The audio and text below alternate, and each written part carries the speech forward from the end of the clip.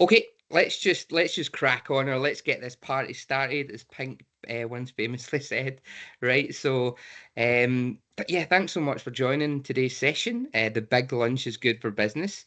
I am Martin Quigley. I'm the corporate fundraising manager for the Eden Project.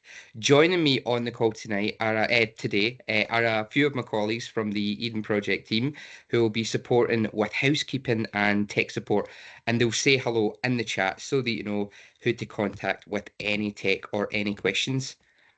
So today is an opportunity to find out a little bit more about the Eden Project and our flagship campaign, the Big Lunch. The session should take roughly about 45 to 50 minutes, and we'll be aiming to finish up with enough time to allow for a comfort break before your next meeting. Okay, so I'm really looking forward to today as we have some excellent speakers who will share their stories about the impact of the Big Lunch on communities and organisations, including our headline partner, Green King. So we've got a jam-packed session for you. But before we start, just a little heads up in terms of housekeeping. Let me state that we'll be recording this session. So if you want to watch it back, we'll share a link via More Human at the start of next week. So hi to everyone who's watching back just now. If you have any technical problems, please message Tracy in the chat box. She is our tech guru today. And if you've got any questions during today's session, please pop these in the Q&A function, which is separate to the chat box. You'll see it, I think, at the top of your screen. Yeah, so basically you can ask any of our guests a question, and we will round this up a wee bit later on in the Q&A section of this webinar. And finally, as this is a webinar format, please say hi and introduce yourself in the chat box with your name, location, and organization. Okay, before I introduce our speakers, just a little bit of background on what we'll be talking about today. You may not be aware that the Eden Project is an educational charity and social enterprise. And through our destination sites, outreach and learning programs, our mission is to demonstrate and inspire positive action for the planet. Now more than ever, Eden needs to raise vital funds to support our nature recovery work and to help us create living examples of how communities can work with the environment to shape a better future for all.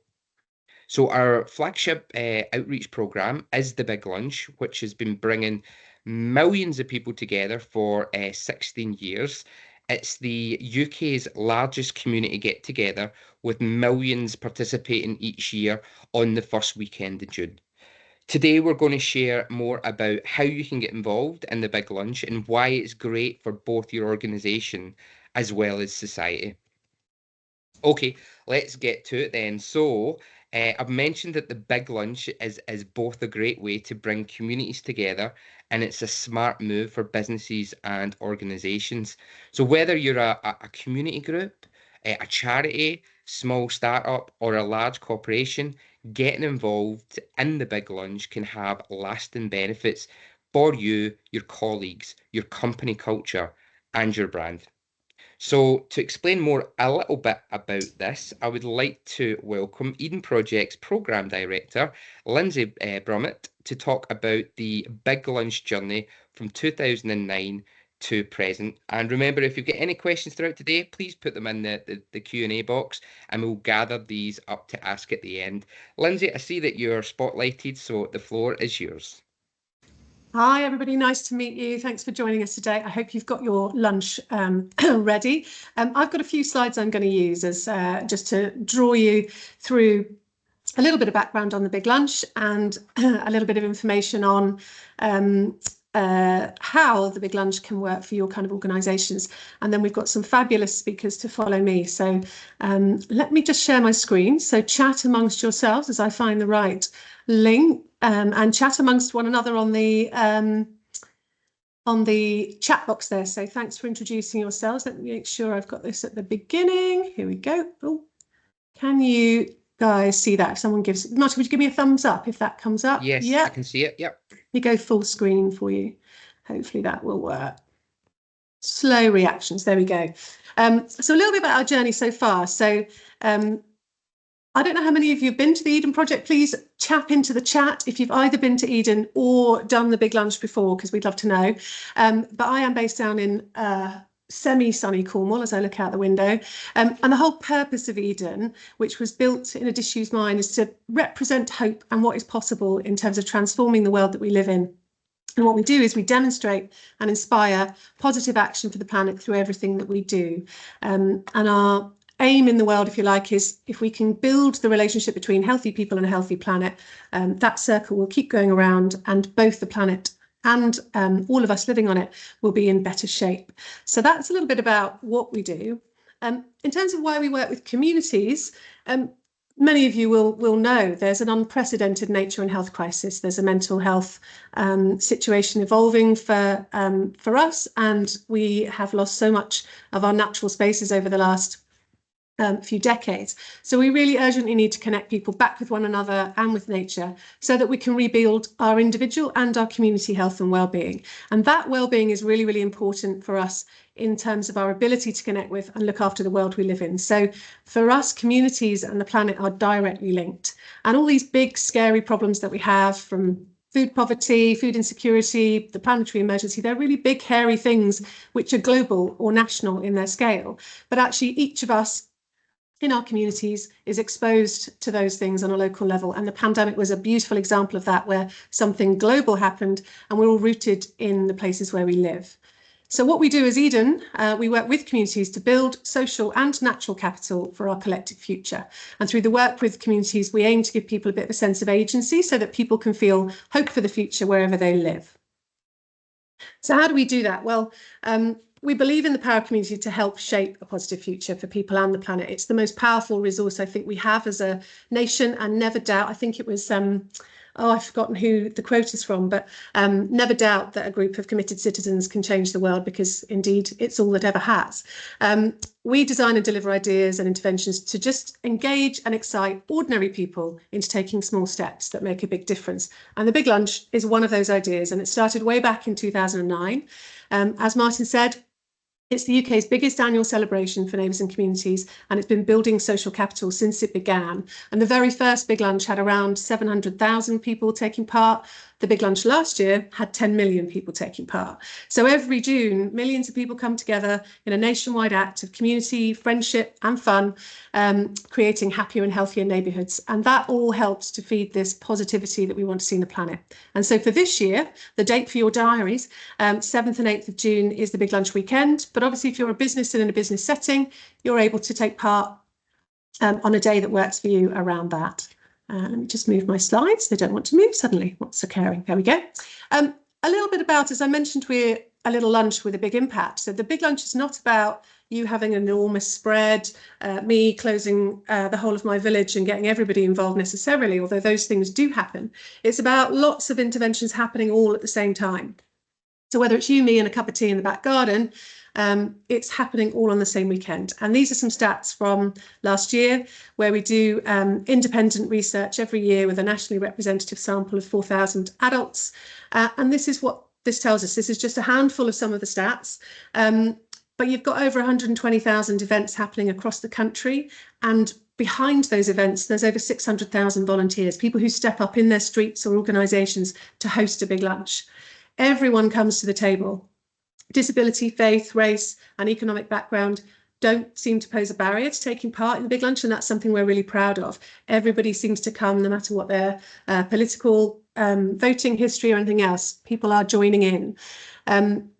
Over £11 million is raised for good causes. Most of that stays local, and what we're really excited about is how we can help you to help us change the world for the better by using the Big Lunch as a fundraiser for the Eden Project. So we'll talk a bit more about that in a moment. And there's some great stats in terms of what happens at the Big Lunch. So for the people that come along, they have a better understanding of people from different backgrounds. They feel a stronger connection with nature. And over 7 million people last year said they personally felt less lonely and more connected after attending. So there's some fantastic outcomes that we can evidence over many years of doing this research. So how is it good for business or for organisations, charities? It's really easy. It's generally fun to do, and it's for everyone. So for us, we don't want there to be any barrier to people taking part. And there's some really simple ways you could use it to benefit your organisation. So I've got a top 10. So this is slide 1, strap yourselves in. So firstly, obviously the obvious thing, you can boost connections and conversations across your organisation by bringing different teams together who may not get to spend time together and letting them get to know one another a little better. It gives team morale a boost. So if you're holding a central event, it will bring people together across your organisation, but makes them feel valued, helps boost morale and give team and individual wellbeing a bit of a lift. You can give back by fundraising. There's loads of research into how volunteering and fundraising helps boost wellbeing for the individuals who are involved, and it also gives your brand some positivity. Fundraise for the Eden Project, and you could help us create more wildflower habitats and learning experiences for those who need support the most. So there's lots of ways that your event could be giving back in really positive ways. And it encourages volunteering. I know lots of organisations struggle to encourage people to volunteer and need more ideas for people who want to volunteer. So you could invite some people within your organisation to volunteer to shape up your own event for everyone to come to, or you could offer them the time off to do their own big lunch where they live. Both have equal value because there's people coming together, and I think the volunteering hours is a real boost for many of the ESG requirements out there. And you can do a lunch and learn together. So swap skills, share knowledge, do something that you can learn from one another across your organisation is another opportunity. It builds your social impact. So every time a big lunch happens, it helps create new connections. From the moment an invite goes through a door in a street, people start to feel differently about their neighbourhood. And if you do that as a business, it helps people come together and have something to look forward to. It reduces loneliness, helps people feel safer. And when you join in, you're helping to generate that positive social impact with every connection that's made. It can help build your brand. The positive social impacts that come out of the big lunch has good brand associations, and it builds customer and employee loyalty because they can see that you're engaged in community activity and in looking out for the people that are around you. It's a great opportunity to build customer loyalty as well. So showcase what goes on behind the scenes, let people in behind closed doors and get them to meet the team behind the products, the team behind the business, and just unlock your facade a little bit, I suppose, and let people in. There's the Get to Know Your Neighbours Classic, which is what we use in streets and neighbourhoods up and down the country. But whether that's a local business that's next to you, an organisation, a local charity, or residents who are based near your core location, invite them in and get to know them better because it builds positive relationships. And also say thank you. So whether that's to volunteers, suppliers, colleagues and their families for letting them come to work every day, everyone who makes your place great, it's a great way to say thank you. We mentioned fundraising, and I think this is my final slide. It's really important for us, as Martin said, that we start raising funds to help with the planetary emergency, and the work that Eden does within schools and here at Eden as a public education site, and with our work, the National Wildflower Centre, boosting habitats across the country is really, really important. So we'd love it if any of the people on the call decided to use the Big Lunch as a fundraiser. Here's a couple of examples. So Apex Lifts worked with us before to do a bake sale at their workplace. Punch Pubs hosted a festival with a 10p plastic levy on every cup for us. And we've got free fundraising kits in development at the moment, which include lots of ideas and games and things that you can use. So Martin will be in touch with more details on how to get your mitts on one of those. And you can also partner with us in other ways to benefit the Eden Project. So you can see that the zucchini, lime and rosemary cake down in the bottom corner. Exploding Bakery created that cake for us with royalties in every slice. The pudding at the top, the trifle, was the result of the Platinum Pudding competition back in 2022 with royalties in perpetuity coming to the Eden Project. And the Paw Print Trust create lovely badges for school challenges for us that give back to us as well. And there are lots of other ways you can support in traditional ways as an organisation, such as Charity of the Year or payroll giving. And we'd love to talk to you about any of those. I think that's pretty much it from me. I'm going to stop sharing my screen, but thank you all for listening. And I hope that we've shared some stuff that is of use. Thank you very much. Back to you, Martin.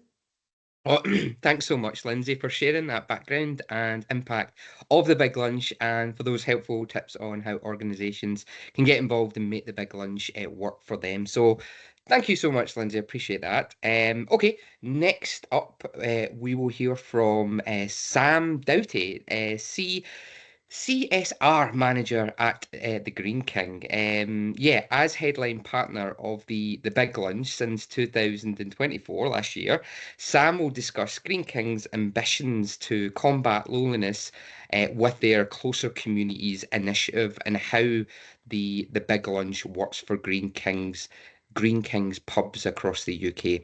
So, a warm welcome to Sam, and the floor is yours. Cheers, Martin. Thank you very much. And kudos on pronouncing my surname right first time. The amount of things on this call I've had a dougherty. Top work, top work. Yeah, lovely to meet all you guys. I'm really happy to be here today. Yeah, my name's Sam. I'm a social responsibility manager for Green King. Green King are one of the biggest pub operators in the UK. We own lots of brands that you probably would have heard of that you might not even associate with Green King. So there's Green King pubs. There's also Hungry Horse, Farmhouse Inns, even Wacky Warehouse. There's loads of brands across the country that fall under umbrella of Green King. And a few years ago, we started on a new journey around, like Martin said, closer communities. Green King have a mission, which is to be the pride of British hospitality. One of the ways we want to do that is to create a more positive social impact for our pubs. Closer communities is a Green King owned term, and it's an umbrella for all of the lovely things that we do. I always say that 50% of my job is trying to get new projects and initiatives off the ground, like the Big Lunch, and 50% of my job is finding out the lovely things that our pubs already do and shouting about it in different ways. So we'll talk about the Big Lunch a little bit. In terms of trying to be the pride of British hospitality and that closer community strategy, we were quite aware, especially since COVID, what can happen with our pubs is they have almost become businesses and sometimes lost that soul of being a pub. Hospitality is a particularly difficult environment at the moment, and sometimes it can be more about profit and loss than it can be about conversation and connections. So we're really keen to try and combat that and try and make it a really rich environment where someone goes in and feels part of something bigger, goes away with something more than when they left. And working with Eden Projects on the Big Lunch has been fantastic for us. So last year we hosted the Big Lunch for the first time in 350 pubs, and which was fantastic. And we got some really good financial stats from that. As in, pubs that hosted Big Lunches on the day, they performed much better, not only on the day than pubs that didn't host a Big Lunch, but also for the rest of the month. And that's what I'm really keen on seeing, is that sort of legacy change, that change in a perception of how it works. What I love about working with Eden Projects and the Big Lunch as well, from our point of view of Green King, is the flexibility of the Big Lunch. The Big Lunch itself is an umbrella term. It can mean lots of different things. As I said at the start, we have lots of different brands with different demographics, segmentations. So they need something different from a Big Lunch and a different kind of audience. So, for example, some of our pubs, we have a lot of pubs in London. Straight away for them, a weekend community-led event doesn't really work with their business model. Eden Projects are fantastic at coming up with different ideas and working with me on how we can get different things out there, like a lunar lunch, for example. So it's something in the evening. Maybe it's a weekday instead of a weekend, because that suits the pub a little bit better. Our teams can focus on the communities that come in a little bit more. And I think that flexibility is really key. What I'd also say as well is, since we've hosted the Big Lunch last year, it's put us in touch with, and this is a great thing as well about it, is the kind of networking and advice and support potential that's there. Since we worked with Eden Projects last year and also on the Big Lunch, different opportunities have started to come up. It's changed our reputation as a business. People now know that Green King are market leaders in terms of what we do, an authentic community impact and change. So, for example, at an event actually that Eden Projects organised last spring, met Tony Fairweather, and from that we did the Windrush Front Room tour last autumn to celebrate Black History Month. in comparison to big lunch, for me to organise couldn't be any more different. The big lunch, I'm empowering pubs to do their own thing, and we want hundreds of pubs involved. For Tony, it was a passion project. It was only a few pubs, but it made just as much impact, just as much change. From that as well, we've worked with Counterpoints as well, a fantastic organisation celebrating the impact that refugees have in the British communities and things. And that wouldn't have come about as well without the big lunch. So it's that collaborative spirit that I think is really important. We see our pubs as the basis of communities. The big lunch is that flagship event. And how do we get people in and have better conversations, feel like they're part of something bigger? From a business point of view, because that's what we always have to think about as well, it sounds really silly, but if someone's having better connections, that means that they spend longer in the pub. That increases dwell time. That means that someone's going to buy an extra drink, maybe come again the next week to meet the same person. From a business point of view, it makes good sense that people feel welcome, they feel included, they feel part of something bigger when you're in the pub. Also, as a modern business, a lot of our pubs, they're measured on things like mystery guest scores and TripAdvisor and Google reviews and things like that. And when someone's had a really authentic experience in your pub, that's probably when they're most likely to give the best, most detailed, positive review. It's the opposite. It's the very opposite end of the spectrum, isn't it? If you've had a really bad experience, you're really passionate about it, that's when you give the bad review. The opposite is also true. And for our pubs, we're always looking at that. We try and put the customer first in everything we do. So it's really important for us that if someone's had a really good experience, they're more likely to talk about it. And again, that makes that slow but really important legacy change. For 2025, what we're looking to do is increase that massively. We want all of our pubs, ideally, to celebrate the big lunch in some way or another. And we're currently working on how that looks, again, across different brands, different parts of the business. And for some of our pubs, that will mean celebrating on the big lunch weekend itself. For some, it might be the week after that, depending on what's going on. But what we found is that makes a really nice story to tell. It means that someone can maybe celebrate the big lunch on their own street as they normally do. And then the week after, when the inevitable rain hits, they can maybe go and celebrate another big lunch in a pub. They don't have to worry about washing up. They don't have to worry about it getting rained off. They can enjoy a pint or two while they're there. And what I'm really keen on is that change of perception of our pubs. When people start to see Green King, when they start to see Farmhouse Inns or Hungry Horse, they start to see something bigger. They start to see, I know that that company does nice things. Partnering with the Big Lunch and partnering with Eden Projects, it's in terms of our competitors in the field, sort of in that business sense, it sort of nudged us ahead. What we were already doing is what a lot of our competitors were doing, which was fundraising and giving lump sums to very worthwhile causes. Even though we still do that at Green King, what we're also doing is this has created an extra branch close to communities and working with Eden Projects. What this has done is created more tactile, more local, authentic change. And I don't think there's any reason why companies can't do both. Sometimes it feels like it's one or the other.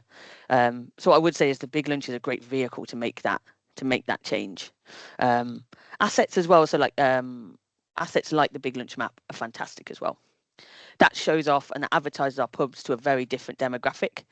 What Eden Projects guys and the Big Lunch are fantastic at is getting insights, getting stats and figures, so you can see how the event impacts people. And from that's a really easy buy-in then. For me, as a social responsibility manager trying to speak to directors in the business, we can give stats, we can give numbers around how many people visit the map, how many people are positively impacted by going to a Big Lunch.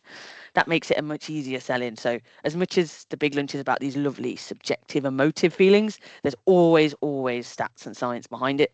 And I think that from a business point of view is really important, because if we're being honest, we can't really have one without the other. As much as we know it's the right thing to do, we also need to prove that it's the right thing to do, and it's what our customers want as well.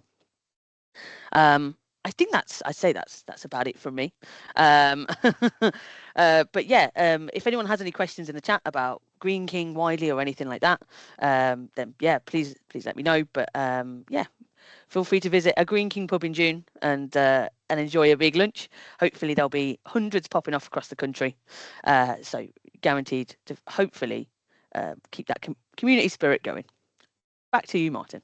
Oh, thank you so much, Sam. You spoke so well. It was just great to hear all this, and yeah, it's just an incredibly positive step that we're taking together, helping more people to meet, make friends, and connect in their community. So we're really grateful for your time today, Sam, Oh, and for no that worries. information that you've No problem shared at all. about the big lunch. And yeah, One yeah, thing how, one thing I'd like to say to really hammer it home for everyone who might be watching is the big lunch can mean anything. I think that's really important. The flexibility aspect I mentioned, for a company like Green King, it's really important that it can flex and it means different things, but the overarching connection element, conversation element is exactly the same.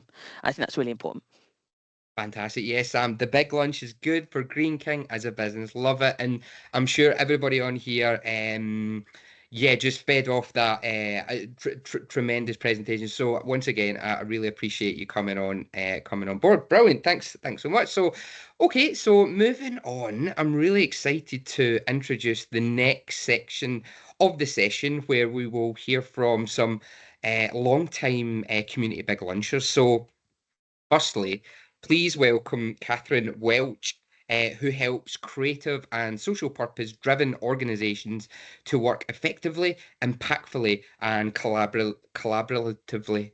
Nearly not been able to say that word there. Yeah, but since going freelance in March 2020, Catherine, she's worked with some really brilliant people and projects, and we'll talk about her relationship with the Eden Project and her experiences of bringing people together through the big lunch. So, as always, if you've got any questions for Catherine, please pop them in the Q&A section and we'll ask them at the end. So, without further ado, Catherine, the floor is yours. Thank you so much. Thanks so much for having me along, and lovely to meet everyone. Thanks for having me. I make big lunches sometimes and have done for lots of years. And I thought I would talk a little bit about the practicalities of doing that. And particularly, I've made big lunches in various kind of settings, in my street, in my community. But for 2 years in particular, within the organisation that I was working for at the time. So I thought I would speak specifically about those 2 years and the two big lunches that we made in 2018 and 2019. Just to give examples, I think, of how that worked practically in an organizational context and the sorts of impacts and benefits that we saw as a business. So yeah, in those 2 years, I was operations director at an art centre in Stirling, so a theatre, cinema, art gallery. Based on a university campus, so with a student audience, but also a place where it was really important that we felt like we were part of the community of Stirling and kind of reaching a diversity of people and able to play a kind of active role in the community. So the first year that we organised a big lunch there, the timing coincided with our annual film festival. So we brought the two things together. The way that our film festival and many film festivals work is that you watch a film screening and then there's usually a Q&A or a discussion or some sort of after bit. And the way that that traditionally takes place is that everybody sits in the dark separately to one another in a cinema and asks individual questions. It's often interesting, but not particularly collaborative or community building. People don't get to know each other. So we decided to shake that up with the big lunch, and we hosted a big lunch immediately after our flagship film screening. And it was transformational in the sense of how people contributed and became part of the festival and to us as an organisation. So instead of sitting in the dark individually, having one-to-one conversations, people stayed, they brought food, they collectively created a big lunch after the event. And what we found is that people stayed behind in huge numbers. People stayed for much longer. They got to know each other. They had much deeper and more interesting conversations about the films that they'd seen, about the ways that those films kind of resonated with them and their backgrounds, their organisations, their communities. And also that they felt a much more integral part of the event that we were organising. Instead of just coming and being audience, just coming and seeing the thing that we'd provided, they became like active participants. They made it with us. So instead of just being kind of passive recipients of the product that we were selling, basically, they came and helped us build the festival together. So the shift in that kind of sense of ownership was hugely important to people feeling like they could ask for different kinds of films next year, or they could come and make their preferences known, that they would tell us what they were into, and they would say, can you do more of this? It would be better for us if you could do that. So we were able to have a much kind of deeper connection. So that was the first year. The second year we did things differently, and we hosted the Big Lunch as more of a standalone event. That year we were really particularly keen to build partnerships with local groups, and specifically to think about who wasn't coming regularly into the art centre, or who didn't feel like it was for them, or who maybe hadn't seen themselves represented in the work that we were doing. We were keen to try and shake that up, and to have really kind of open conversations about what an art centre can be, what kinds of events it can programme, what kind of role it can play in its community, and to have that conversation with more kinds of people. So we used the Big Lunch the second year to host those conversations, and to host them over food, and to, again, make them together as a community, rather than us offer a thing and say, please come and see it. If you don't like it, that's kind of on you.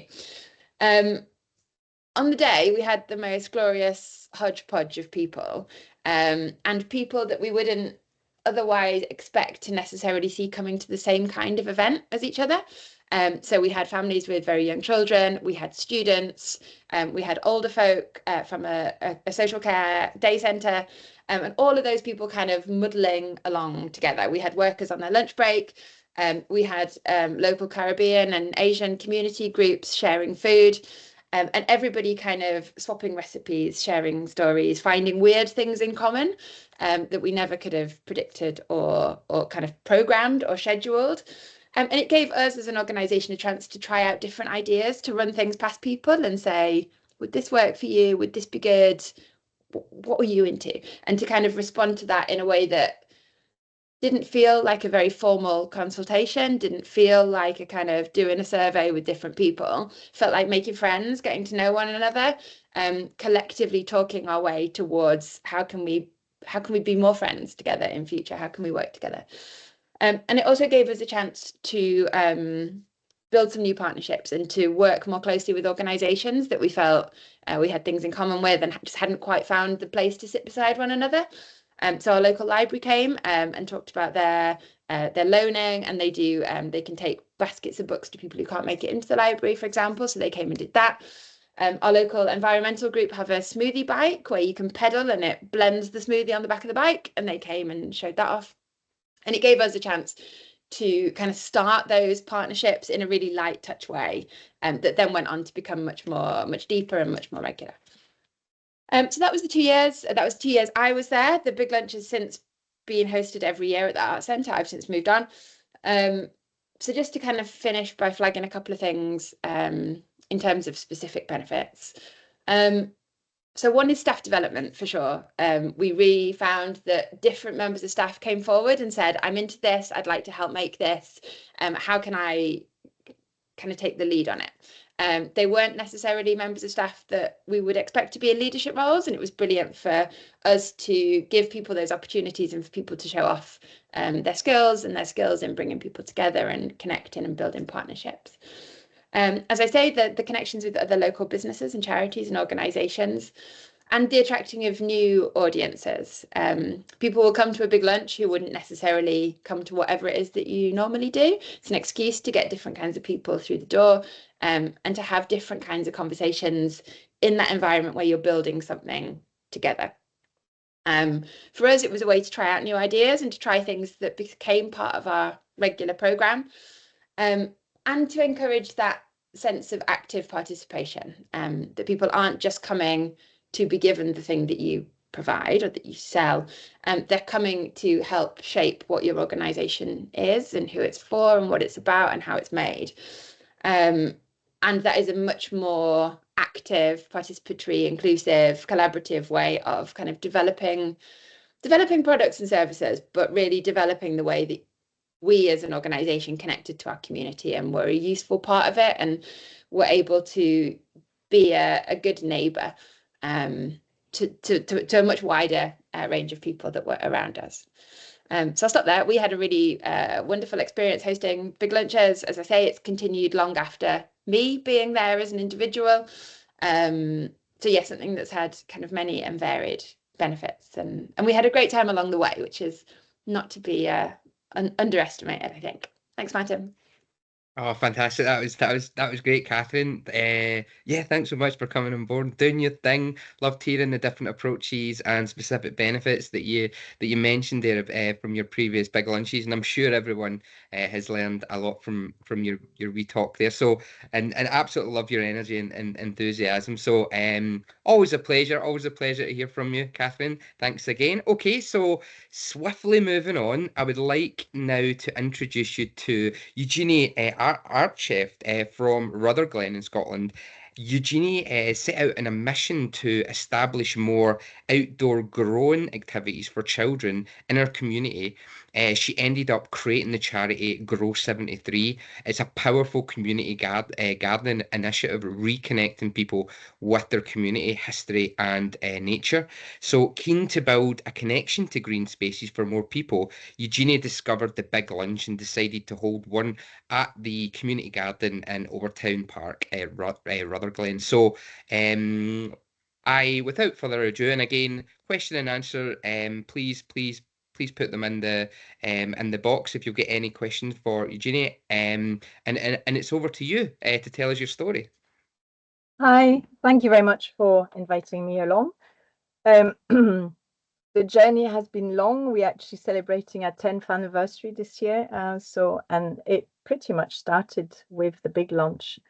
The idea of the organization initially was to provide an open space for children to learn to grow and to meet the community. Being an outsider in my community, I felt it really a strong need to connect with my community, and I felt that this was missing.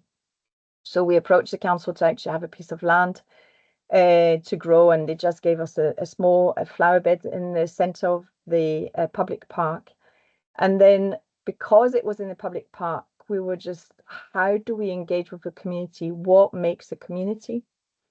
So we found out about the big lunch at the time, and we asked the council if we could host a big lunch in the park. So we had to have for permission and stuff like that. But we asked local bands if they would come. And the first year, 75 people turned up from all sort of neighbours, kids from schools, care homes, and it just felt like a family gathering. And quickly we figured out that actually there wasn't anything like this locally for people to sort of an opportunity for people to just share food and chat and have conversation with strangers, really. So we kept the momentum. We just decided that this was going to be the sort of ongoing first event that was part of who we were going to be for the next years, and it has been. So then we were invited at the Eden camp, which was just a change of life experience, really, and kept in touch with a lot of the people who attended at the same time as us. And so Eden has always been part and always been the kind of a parallel partner to what we've been doing. We've always been in touch with them. We've always followed what they did, and the big launch is part of who we are, as I've just said. The importance of coming together, I think, for all the things that people have said so far, is the sense of community. That it's, as much as Rutherglen is a small sort of urban area, probably even more so in the need of, is very deprived, but it can be also very affluent, and people have suffered over the year with the fall of the industry, and very much felt that Rutherglen was the forgotten place. And we tried to find, so through the Eden project, actually they gave us a lot of ideas as to how to engage with the community. And so the biggest project that we did as when we came back from the Eden camp was actually to get a big pot of money from Tesco Bag of Help. And we engaged with 8 primary schools, a storyteller and 2 care homes. And it was really about teasing out all the local heritage from Rutherglen. And we ended up with a pool of stories which then informed sculptures that we put in the park. And those sculptures were meant to be interactive, so that when you went with your child or with your grandparents, you could weave things around them, but they also had stories attached to them, to the local heritage. And people really warmed up to that. So over the years, then we were asked, we adopted the train station in Rutherglen, and we had enough stories gathered. We had a pool of stories gathered from this project that we managed to do a mural at the train station that actually welcomed people when they arrived in Rutherglen. There was nothing to say, oh, welcome to our place, here's our town, and we're really proud of it. There was nothing. You arrived at the end of a tunnel and you were in the residential area and there was nothing there. So we worked with local artists to illustrate those stories, but with snippets of stories from gathered. And that mural has been there for nearly 6 years, has never been vandalized, and people still talk about it. We actually discovered that one of the champion of the women's football team in the 1920s was from Rutherglen. And at the time, the women were the world champion. But after that, women were no longer allowed to compete football as a profession. And so was struck from their title. But that made it to the local museum. So the connection was started through the exercise that we did with engaging with our community. A lot of volunteers now come. After that, we also discovered that actually we wanted more than just that piece of land that we had, which was a flower bed 5 meters diameter, and couldn't do anything with it really. And people didn't feel that we had a face anywhere. So who's Grow 73? What do you do exactly? So we do a lot of work in schools. We developed the gardens. But we also found that there was 3 disused bowling greens at the centre of the park, which was fenced off for over 25 years, unused. No one could access it. And we have very deprived people in the area who don't have access to green spaces or to growing. So we did an asset transfer, which took 4 years, but we've got a 15-year lease, and we've developed this piece of land to become a large community garden. And we have about 120 people attending on a weekly basis of all age group, from the age of 3 to 85 is our oldest. We've got care home on the other side of the fence, and we've opened the fence so that they actually can do tricycle, and they can go through the park, do some growing with us, and then go and walk in the park and do some activities. But really, what it has taught us, actually, the Big Lunch, is that if you don't give a voice to your community to express what they want from a community. In fact, I don't know that you know what you want from a community really, but if you don't facilitate something that gathers people together where they can connect and feel connected and feel empowered to do things, actually things don't happen. With all the cuts that we've had recently, libraries have been taken away, community hall have been taken away. There's even less opportunity for people to meet. And now when we do a Big Lunch, there's over 1,000 people attending. We've got bands coming up. We've got local community champion from supermarkets sponsoring, the food that we'll be delivering. We've got local businesses doing the catering. Although it's a free event, we charge a bit for the food that people can get, and that gives us a bit of money to do a next, event.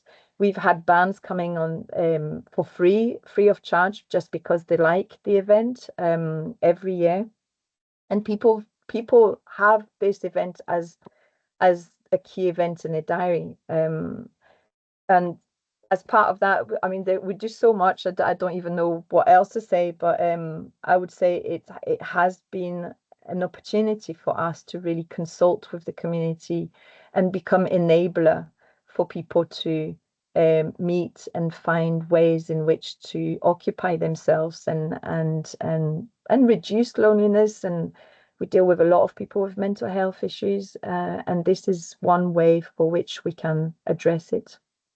That's it. Thank you. Yeah, thank you so much, Eugenia. So many good values and takeaway points for our audience there. And I'll just add that I went along to Eugenia's big lunch last June. So heartwarming to see everyone come together with live music, children's activity, and of course a lovely big lunch to celebrate. And doing it for so many years, it's just a great testament to your hard work and commitment to giving back to your community. So once again, thank you so much. Thanks to both Eugenia and Catherine.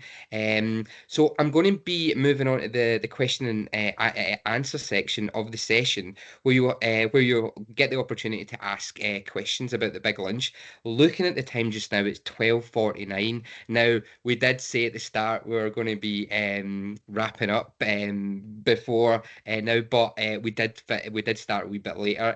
So what I'm going to do is I'm going to bring in my colleague Lindsay, who has been monitoring the chat, to kick things off. Lindsay?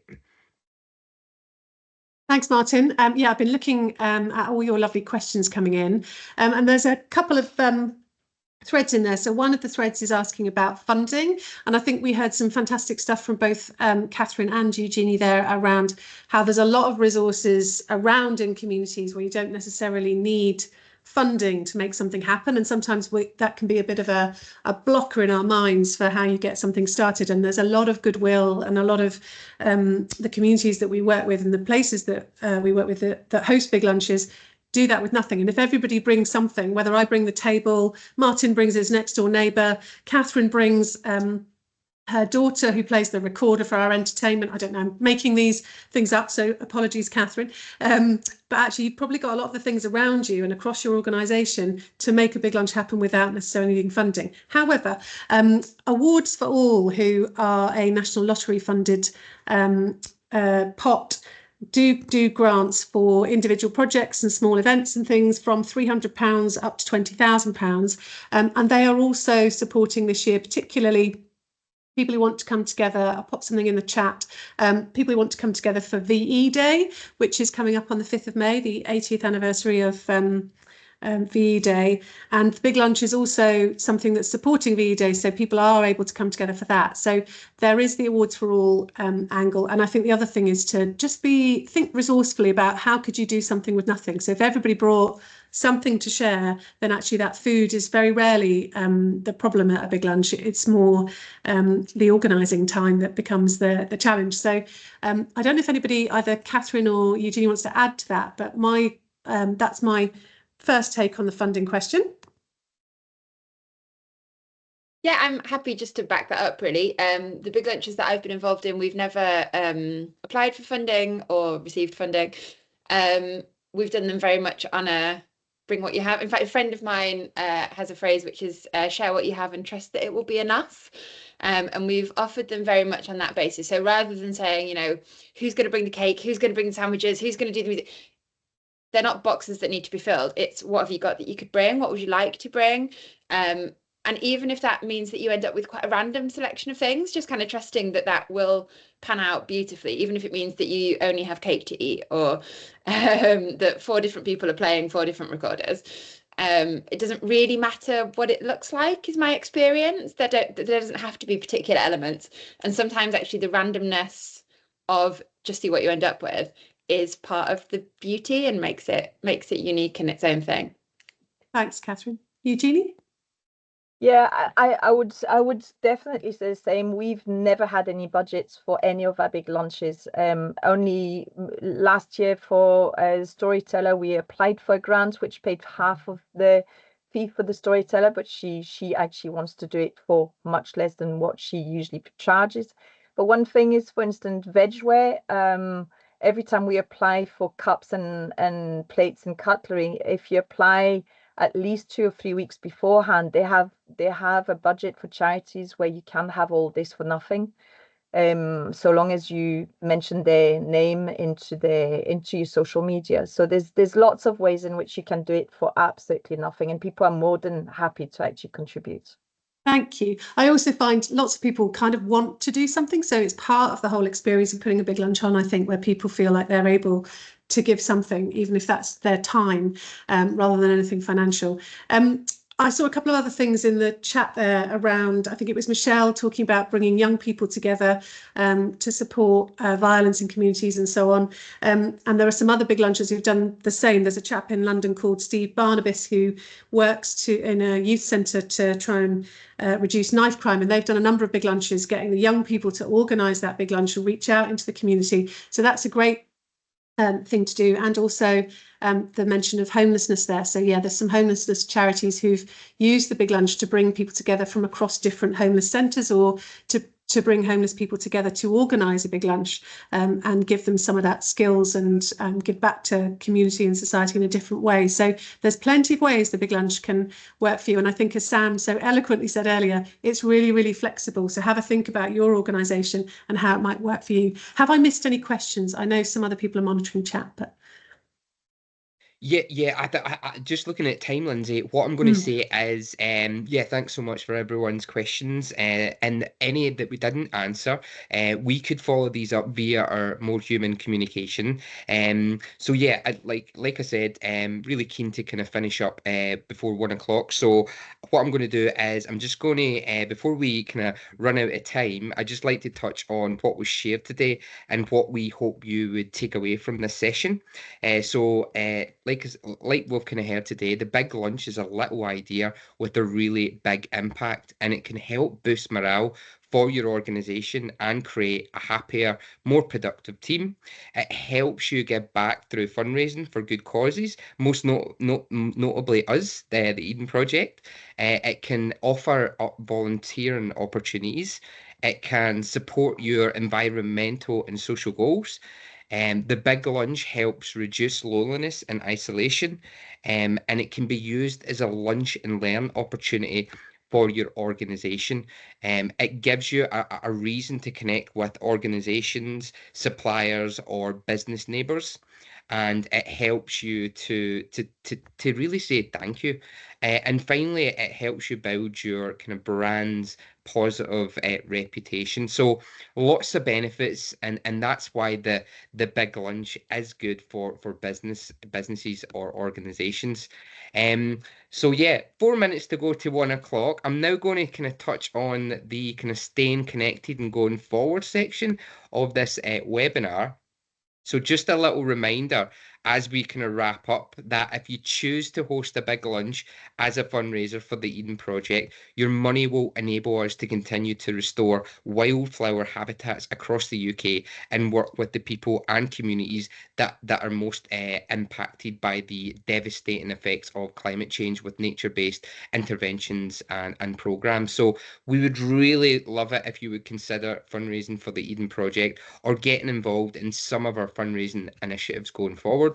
It's so important to support nature recovery and create a living example of how communities can work with the environment to shape a better future for all. So if you do fancy supporting us after today, let us know and we'll send you out a fundraising toolkit to use at your big lunch or beyond, with everything that you need to help you get started. And we can also offer your organisation a free lunch and learn online session. So have a little think about that. In the meantime, please sign up to receive your big lunch pack, where you can specify if you're an organization or a business, and if you'd like to fundraise for us. So the link, I think, is going in, or it's been in the chat, and also there's a link to our business newsletter, as well as how to get started in your workplace with a big lunch. So like I said, that's a free downloadable big lunch information on how to get started with a workplace big lunch, and a link to sign up to your how to sign up to a newsletter for your business. I'm going to be, what the plan is, I'm going to be following up with everyone on here to find out what your plans are, any questions that you've got and share more information about our event kits and our learning lunch options. So we've got a whole host of other useful links that you can look at just now, that will be going into the chat box. So things like adding your big lunch to our map, you can get off the ground in terms of fundraising. There's a useful page on our website, and you can view one of our lovely videos called "What is a Big Lunch?" And also just freshly made, there's a fab page on our website called 10 Reasons Why Your Business or Organization Should Be Involved, as well as a generic information landing pages for all businesses and organizations. Phew, that was a lot of links. So I don't want to worry you if it's like OTT with links. But if you didn't catch all those links, don't worry about it. I will include the key ones in the follow-up email on More Human with this recording, and you can find everything that you need to know at thebiglunch.com. And yeah, finally, please do share this information on why any of your network with any of your networks. And if you can't join us this June, we'll be back at it again this time next year. Okay, so it is now time to kind of wrap up. I'd just like to say another huge thank you to our guest speakers, Sam, Catherine, and Eugenie. You have been absolutely fantastic, and of course, our very own Lindsay. Let's show some appreciation in the chat box for these wonderful speakers. Absolutely fantastic, guys. Yeah, we hope that you've learned a lot about the big lunch and why it's really good for every kind of group, business, and organizations. Thank you so much. It's been brilliant. It's 1 o'clock. Be well, do good work, and keep in touch. Thanks, guys.